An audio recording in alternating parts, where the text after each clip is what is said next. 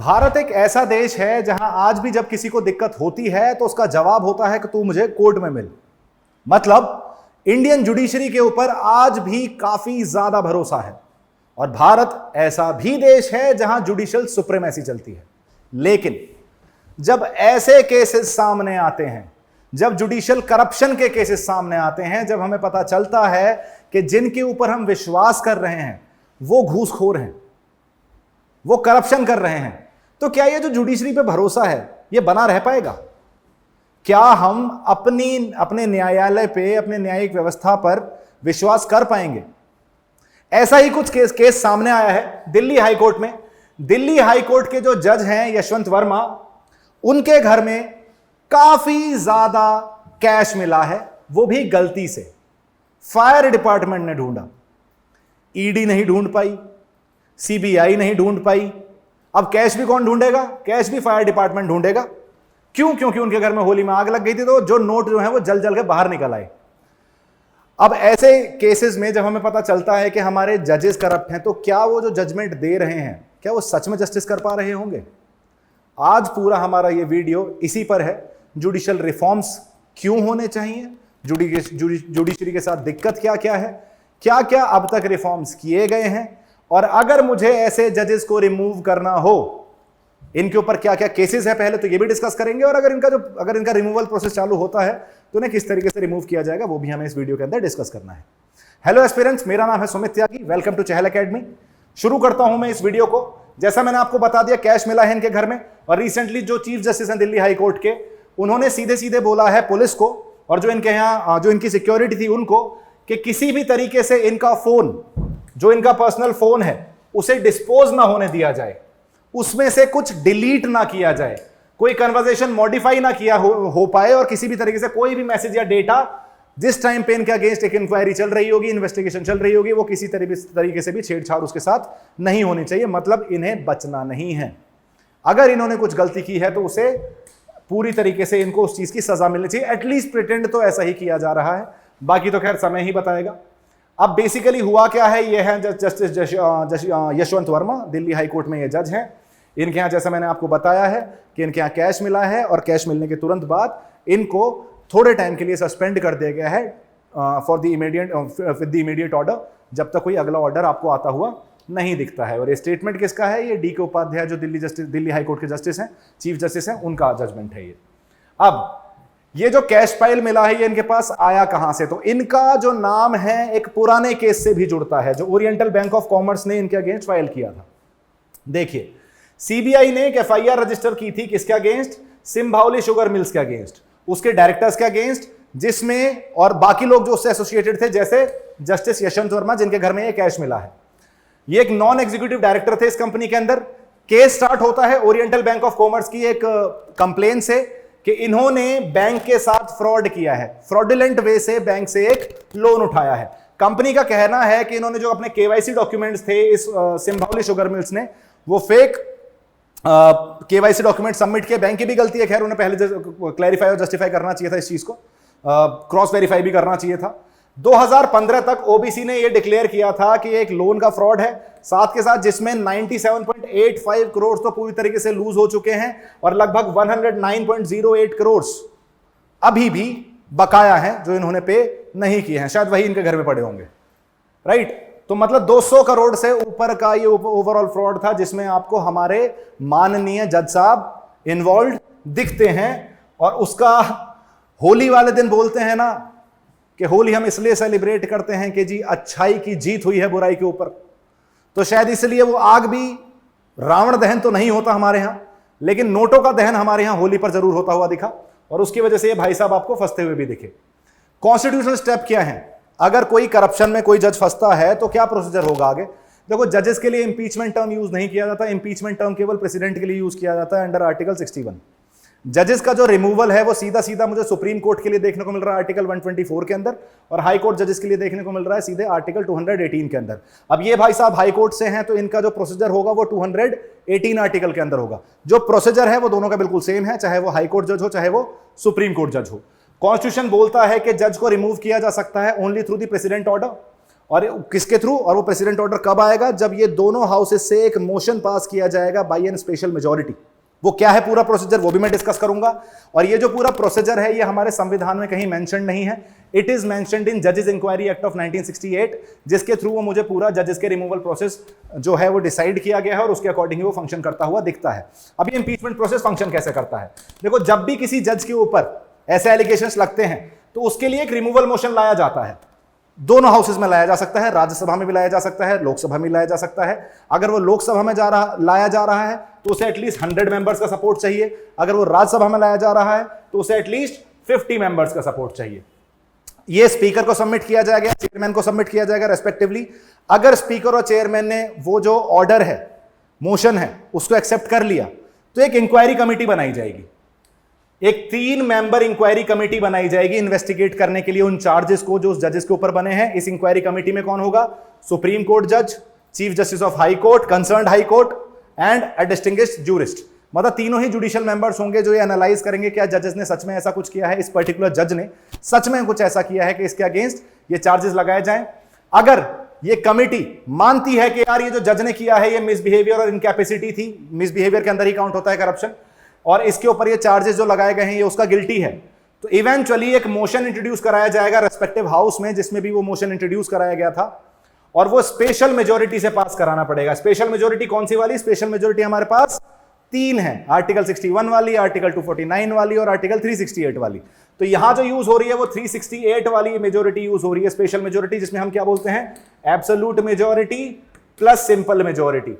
मतलब more than 2/3 of total members, total strength, plus more than half of present and voting।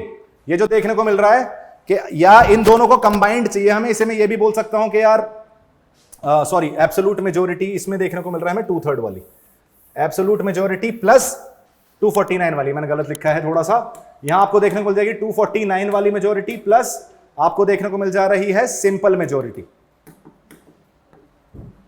Special majority under 249 जिसमें हम बोलते हैं 2/3 of present and voting plus more than half of present and voting. इस special majority से 368 की special majority से आपको एक मोशन पास होता हुआ दिखेगा, आपको यहां मेजोरिटी देखने को मिल भी जा रही है, और अगर ये स्पेशल मेजोरिटी से पास हो जाता है पहले हाउस में तो इसको ट्रांसफर कर दिया जाएगा अगले हाउस के अंदर, वहां भी सेम मेजोरिटी के साथ ये जो मोशन है पास किया जाएगा, और अगर वहां से भी ये पास हो जाता है तो ये जाता है फिर प्रेसिडेंट के पास, और प्रेसिडेंट फिर फाइनली अपना से देकर जज को रिमूव कर देता है। ये कॉन्स्टिट्यूशन में वापस बोल रहा हूं मैं, ये कहीं भी मेंशन नहीं है, दिस इज थ्रू जजेस इंक्वायरी एक्ट ऑफ 1968।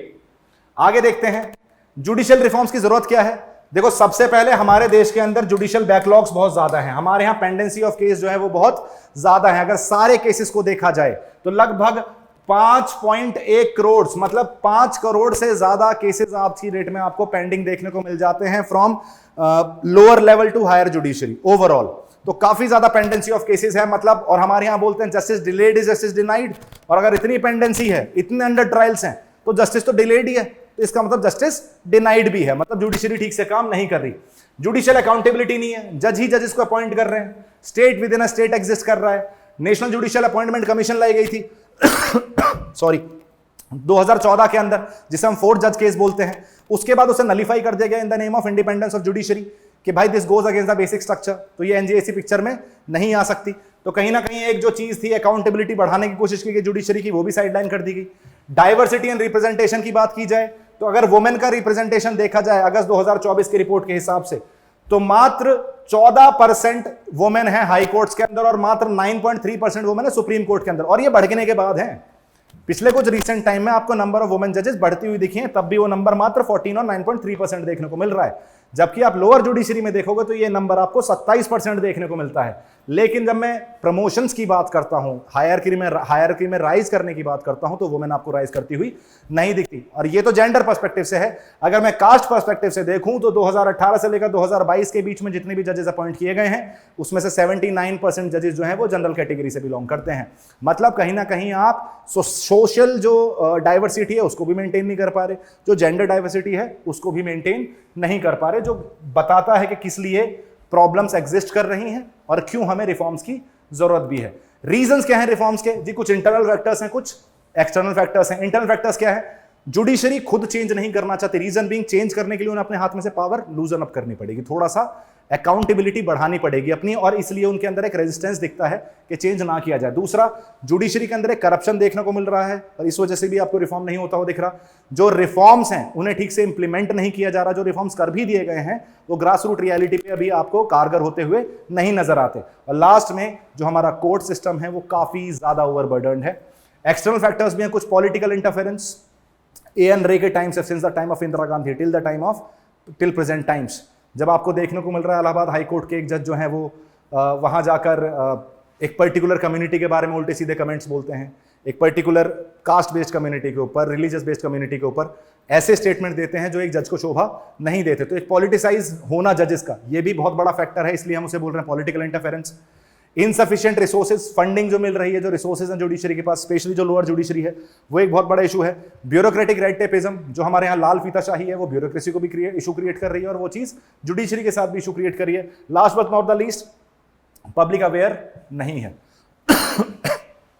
पुलिस और कोर्ट के नाम से हमारी जनता डरती है। डरने की जरूरत नहीं है वैसे, लेकिन हमारा सिस्टम ऐसा बन चुका है ब्रिटिश टाइम से ही कि हमारे यहाँ लोगों को दबाया गया है और आज भी वही सिस्टम फंक्शन कर रहा है। वही घिसे पिटे लॉज जो ब्रिटिश ने एक पुलिस स्टेट के लिए बनाए थे। खुद को तुमने 1947 में वेलफेयर स्टेट बना तो दिया, लेकिन वेलफेयर स्टेट वाले लॉज भी तो लाओ। लॉज तो तुमने वही 1860 वाले आईपीसी रखे, वो तो किस लिए बने थे? वो तो पुलिस स्टेट बनाने के लिए बने थे। वेलफेयर स्टेट वाले लॉज ही नहीं है वो, इसलिए जनता इतना डरती भी है। जो प्रोटेक्टर्स हैं उनसे डरना क्या? वो तो तुम्हारे प्रोटेक्शन के लिए बने ना, तुम्हें जस्टिस देने के लिए बने, उनसे डरना क्यों है? लेकिन हमारे यहाँ कुछ उल्टा ही होता है और उसकी वजह से शायद उसका मेन रीजन ये भी है कि हमारे यहाँ पब्लिक अवेयरनेस उतनी ज्यादा नहीं है। अब ऐसे कौन कौन से सिग्निफिकेंट रिफॉर्म्स हैं जो ऑलरेडी आ चुके हैं, जो शायद आपको कुछ बेहतर करते हुए दिखते हैं जुडिशरी के अंदर? सबसे पहला है national mission for justice delivery and legal reforms. ये 2011 के अंदर आया था, जिससे जस्टिस के एक्सेस को इंप्रूव किया जा सके, डिलेज को और जो हर्डल्स हैं उनको रिमूव किया जा सके, और जो अकाउंटेबिलिटी है जुडिशरी की उसको इंप्रूव किया जा सके थ्रू स्ट्रक्चरल चेंजेस, जुडिशरी के स्ट्रक्चर में चेंज करके। दूसरा ADR, alternative dispute resolution system, चाहे वो लोक अदालत हो, ग्राम न्यायालय हो, ऑनलाइन पंचायत हो, चाहे वो आपको नेगोशिएशंस, आर्बिट्रेशन, मीडिएशन, ये जो सारी चीजें आपको देखने को मिल रही हैं, these are the aspects of alternative dispute resolution, जिससे जो कन्वेंशनल जुडिशरी है, high court, supreme court and eventually the lower judiciary, उसके ऊपर आपको लोड कम होता हुआ दिख सके। साथ के साथ इसमें एक चीज ऐड नहीं होती हुई दिखेगी आपको, एडीआर भी उसी का पार्ट था, जिसे हम legal services authority act of 1987 बोलते हैं, जिसके बाद आपको नालसा बनता हुआ दिखता है 1995 में, और स्टेट लीगल सर्विस अथॉरिटीज बनती हुई दिखती हैं, जिससे अर्ली जस्टिस जो है वो लोगों को प्रोवाइड कराया जा सके। Other than that, virtual court system, आज की डेट में हियरिंग जो है वो वर्चुअली की जा सकती है। ई सेवा केंद्र, ये एक डिजिटल डिवाइड, जो हमारा जो डिवाइड है कोर्ट और जनता के बीच में, उसके बीच में एक डिजिटल ब्रिज की तरह काम करता है, जिसके थ्रू आप ई फाइलिंग सर्विसेज की ई फाइलिंग कर सकते हो, लॉयर्स और अपनी लिटिगेशंस को ब्रिज कर सकते हो, लिटिगेंट्स और लॉयर्स के बीच में एक ब्रिज की तरह काम करता है। दूसरा, नेशनल जुडिशियल डेटा ग्रिड, ये एक ऐसा डेटा है, एक ऐसा ग्रिड है जहां आप अपने सारे केसेस की इंफॉर्मेशन एक ही जगह पर देख सकते हो। देखो, काम तो हुआ है, लेकिन जितना हुआ है वो एक ऐसा है कि अगर 1000 की जरूरत थी तो आपने 10 किया है, उससे काम नहीं चलेगा, उससे इंप्रूवमेंट जुडिशरी में नहीं दिखेगा। आपको जुडिशरी में एक्चुअल रिफॉर्म्स लाने की जरूरत है, जस्टिस डिलीवरी को फास्टर बनाने की जरूरत है, लोगों के अंदर एक बेहतर ट्रस्ट जगाने की जरूरत है। अगर आप कंटिन्यूसली ऐसे इवेंट्स देखते रहेंगे, इलाहाबाद हाई कोर्ट का जो रेप जजमेंट है, ऐसे जजमेंट्स आते रहेंगे, तो जुडिशरी के ऊपर से ट्रस्ट इरोड होता हुआ दिखेगा आपको यह भी समझना होगा कि जुडिशरी हमारी is the protector of constitution, और जब वही करप्ट हो जाएगी तो फिर संविधान को प्रोटेक्ट कौन करेगा? ये सवाल मेरा आपसे भी है। अपने व्यूज कमेंट में जरूर बताएं। Thank you so much guys, मिलता हूं आपको ऐसे ही टॉपिक के साथ अगले वीडियो के अंदर। Thank you so much and have a good day.